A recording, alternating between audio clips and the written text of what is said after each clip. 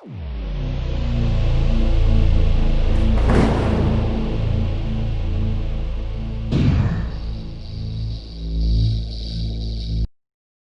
நண்பர்களே, தனிஷ்மணி. இன்னைக்கு நம்ம பார்க்க போறது V4 சப்மர்சிபிள் பம்ப் எப்படி ப்ராப்பரா ஃபிட்டிங் பண்றது அப்படிங்கறத இந்த வீடியோல நம்ம பார்க்க போறோம். வழக்கம் போல இந்த வீடியோ பிகினர்ஸ்க்கு ரொம்பவே யூஸ்ஃபுல்லா இருக்கும்னு நம்புறேன். வாங்க வீடியோக்குள்ள போகலாம்.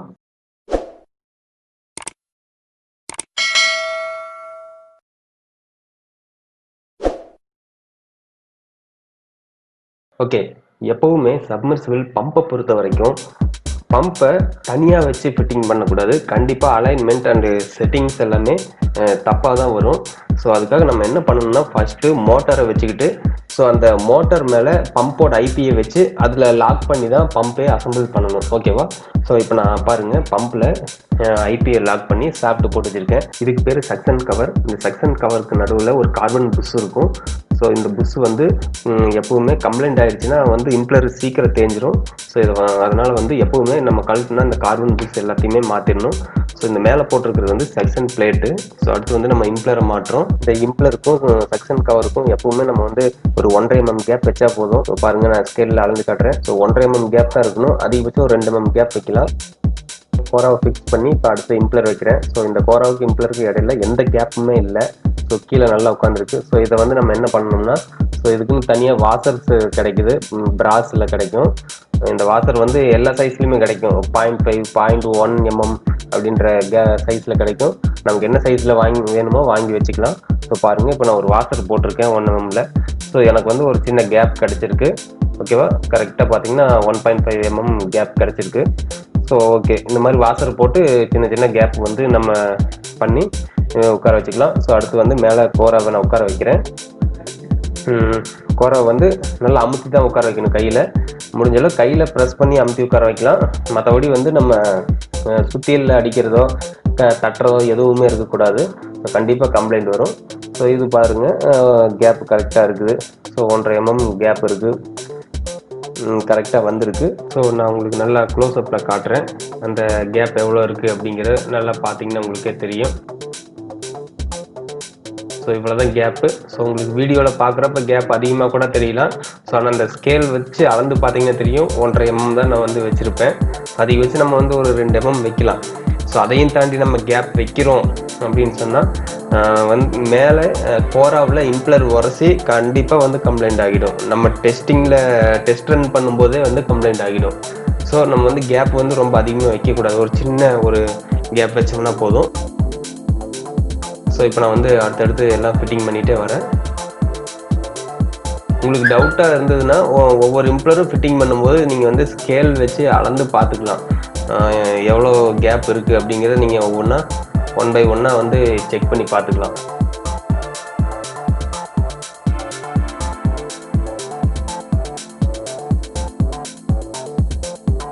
ஸோ இது பார்த்தீங்கன்னா டெக்ஸ்மோ பம்பு. டெக்ஸ்மோ இது எனக்கு ஒரிஜினல் ஸ்பேர்ஸ் எதுவுமே கிடைக்காதனால நான் வேறு மாடல் ஆல்ட்ரு பண்ணி நான் இப்போ வாங்கி போட்டிருக்கேன். ஸோ இப்போ நம்ம மொத்தம் 10 ஸ்டேஜ் ஃபிட்டிங் பண்ணியிருக்கிறோம். 10 ஸ்டேஜ் ஃபிட்டிங் பண்ணதுக்கப்புறம் இதில் ஒரு மிடில் கேஸ் ஒன்று ஃபிட்டிங் பண்ணணும். மிடில் கேஸ் எதுக்காக போடுறோம்னு சொன்னால், பம்பு ஸ்டேஜ் அதிகமாக மிடில் கேஸ் ஃபிட்டிங் பண்ணால் தான் ஸோ பம்பு எவ்வளோ லென்த்தாக இருந்தாலும் பேலன்சிங்கோட ரன் ஆகும். ஸோ அதுக்காக தான் மிடில் கேஸ் போடுறது. ஸோ இதுதான் ஸ்டெப் ஸ்லீவ்னு சொல்லுவாங்க. ஸோ மிடில் கேஸ் மாட்டுறதுக்கு முன்னாடி இந்த ஸ்டெப் ஸ்லீவ் போட்டு ஸ்டெப் ஸ்லீவுக்கு மேலே தான் அந்த மிடில் கேஸ் உட்காரும். ஸோ அந்த மிடில் கேஸில் சென்டரில் கார்பன் புஷ் இருக்கும். ஸோ அந்த கார்பன் புஷ் இந்த ஸ்டெப் ஸ்லீவில் சென்டர் பண்ணி ரன் ஆகிட்டு இருக்கும். ஸோ இப்போ நான் மிடில் கேஸும் போட்டாச்சு. ஸோ இதுக்கு மேலே நம்ம இம்ப்ளரை ஃபிட்டிங் பண்ணுவோம். ஸோ இப்போ இதுக்கு மேலே இம்ப்ளரை உட்கார வச்சாச்சு. இம்ப்ளர் பார்த்தீங்கன்னா கொஞ்சம் கூட கேப்பே இல்லை. மிடில் கேஸுக்கும் இம்ப்ளருக்கும் கொஞ்சம் கூட கேப்பே இல்லாமல் நல்லா கீழே உட்காந்துருக்கு. ஸோ அடுத்து நம்ம வாசர் ஃபிட்டிங் பண்ணிடலாம். ஸோ இப்போ பாருங்கள், இப்போ நான் வாசர் போடுறேன். அதுக்கு எவ்வளோ வாசர் தேவையோ ஸோ நான் அந்த வாசர் எடுத்து போட்டு ஸோ அதுக்கு மேலே இம்ப்ளரை ஃபிட்டிங் பண்ணுறேன். ஸோ இப்போ பாருங்கள், நமக்கு தேவையான அளவுக்கு அந்த 1.5 mm கேப்பு நமக்கு கிடச்சிருச்சு. ஸோ கேப் கரெக்டாக இருக்குது. ஸோ இப்போ நம்ம இதுக்கு மேலே அடுத்தடுத்து கோராவை ஃபிட்டிங் பண்ணி உட்கார வச்சிடலாம்.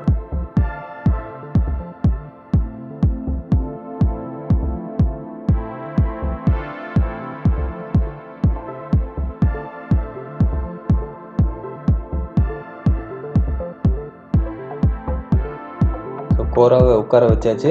ஸோ அடுத்தடுத்து இம்ப்ளர் வச்சு திரும்ப அப்படியே அடுத்தடுத்து ஒன் பை ஒன்னாக ஆர்டராக ஃபிட்டிங் பண்ணிக்கிட்டே வருவோம். ஸோ எனக்கு வந்து இது நான் எல்லாத்தையுமே மென்ஷன் பண்ணி பார்க்கல.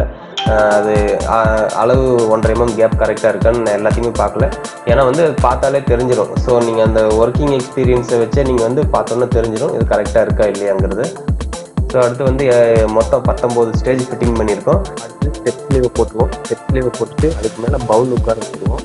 ஸோ அந்த பவுலில் சென்டரில் இருக்கிறது வந்து பவுல் புக்ஸு. ஸோ இந்த டாப்பில் வர்றது வந்து இது வந்து மிடில் கோரா அப்படின்லாம் சொல்ல முடியாது. இது வந்து பவுல் டாப்பில் உட்கார இந்த ஒயிட் கலர் வச்சுருக்கிறது வந்து பவுல்னு சொல்லுவோம். சென்டரில் இருக்கிறது பவுல் புக்ஸு. ஸோ இப்போ வச்சுட்டு நம்ம அடுத்து வந்து மேலே இந்த டாப்பில் ஒரு நட்டு வரும். ஸோ எஸ்எஸ்ல வாசர் ஒன்று வரும். ஸோ அதை போட்டு நல்லா டைட் பண்ணிடுவோம்.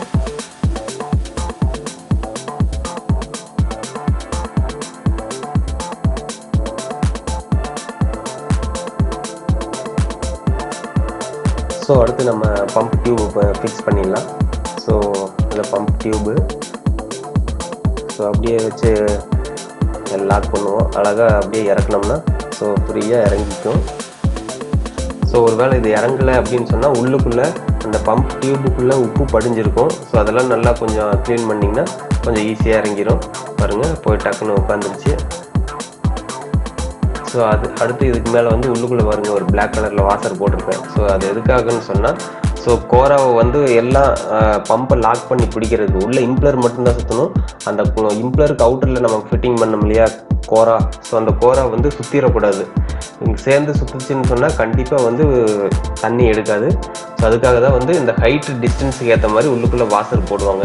ஸோ அந்த பிளாக் கலர் வாசர் போட்டு மேலே வந்து நம்ம இந்த அடாப்டர் வச்சு லாக் பண்ணிடலாம். மாட்டிட்டு அடுத்து நம்ம டெஸ்டிங் போட்டு பார்த்துடலாம். டெஸ்டிங் பார்ப்போம் எப்படி இருக்குன்னு. ஸோ இப்போ நான் ஆன் பண்ணியாச்சு. மோட்ரு பார்த்தீங்கன்னா நல்லா தண்ணி ப்ரெஷர் எல்லாமே சூப்பராக இருக்குது. அதேமாதிரி மீட்டர்லேயும் போட்டு பார்த்துருவோம். டெஸ்டிங் இந்த மாதிரி தான் எப்போவுமே போட்டு பார்ப்பாங்க. ஸோ இந்த பக்கம் வந்து வாட்டரோட அவுட்புட் ப்ரெஷரும், ஸோ இந்த பக்கம் கேட் வால்வ் ஒன்று கொஞ்சம் கொஞ்சமாக லாக் பண்ணிக்கிட்டே வந்தோம்னா ப்ரெஷர் கேஜில் வந்து நமக்கு டீட்டெயில்ஸ் வந்து அப்படியே ஷோ பண்ணும். ஸோ கொஞ்சம் கொஞ்சமாக லாக் பண்ணிக்கிட்டே வர்றேன். ப்ரெஷர் கேஜ் எல்லாமே சூப்பராக இருக்குது. ஸோ கரெக்டாக இருக்குது, எந்த பிரச்சனையுமே இல்லை, நல்லாயிருக்கு, கரெக்டாக ஃபங்க்ஷன் பண்ணுது. ஸோ எப்போவுமே சப்பை பொறுத்த வரைக்கும் டெஸ்டிங் போட்டுட்டு நம்ம போரில் இறக்கணும். இல்லைன்னு சொன்னால் கம்ப்ளைண்ட்னா ஒரு தடவை ஏற்றி இருக்கிறதே ரொம்ப பெரிய கஷ்டமாக இருக்கும். ஸோ அதனால் டெஸ்டிங் கண்டிப்பாக போட்டு பண்ணுங்கள். வீடியோவோட எண்டுக்கு வந்துட்டோம். வழக்கமாக இந்த வீடியோ உங்களுக்கு ரொம்ப யூஸ்ஃபுல்லாக இருந்துக்குன்னு நம்புறேன். வீடியோ பிடிச்சிருந்தா லைக் பண்ணுங்கள், டவுட்ஸ் இருந்தால் கமெண்ட்ஸ் பண்ணுங்கள், சப்ஸ்கிரைப் பண்ணி வச்சுக்கோங்க. மறக்காம அந்த பெல் ஐக்கனை கிளிக் பண்ணி வச்சுக்கோங்க. இது போல் நல்ல தகவலோட நான் உங்களை அடுத்த வீடியோவில் சந்திக்கிறேன். பாய்.